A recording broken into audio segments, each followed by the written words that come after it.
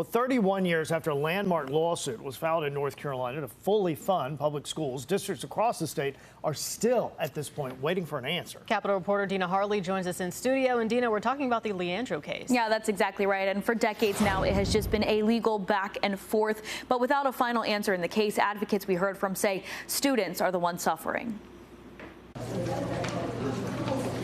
31 years after 5 school districts sued the state of North Carolina for better funding and resources, the case sits in limbo. It is devastating, right? Like, it is devastating when we can't staff classrooms, when we don't have school counselors. The landmark case, Leandro versus state of North Carolina, has faced some legal back and forths since it was filed in 1994. Most recently in 2022, the state Supreme Court ruled that the state constitution requires the state to, quote, fully guard and maintain the constitutional rights of school children. Those rights include fully funded schools with steady teachers, school counselors, working school equipment, and more. The court is rehearing the case now, and there's no telling when they could issue a ruling. Advocates say we're seeing the result of that inaction in our students. Students and families are struggling with literacy, and that impacts every other field and every other bucket of their existence in life. We have continued to see an underfunding of our public schools across the state. Therefore, we have generations of students who have not had a fully resourced public school education as the Constitution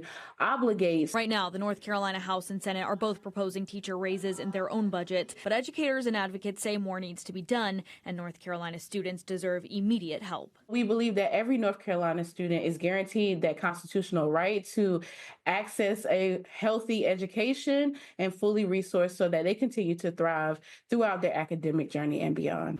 And advocates are also continuing to call on the legislature to stop putting money into private school vouchers and instead put all of that money and invest it in public schools. Dina Harley, CBS 17 News. Dina, thanks for breaking that down. Maybe eventually they'll get to an end to this.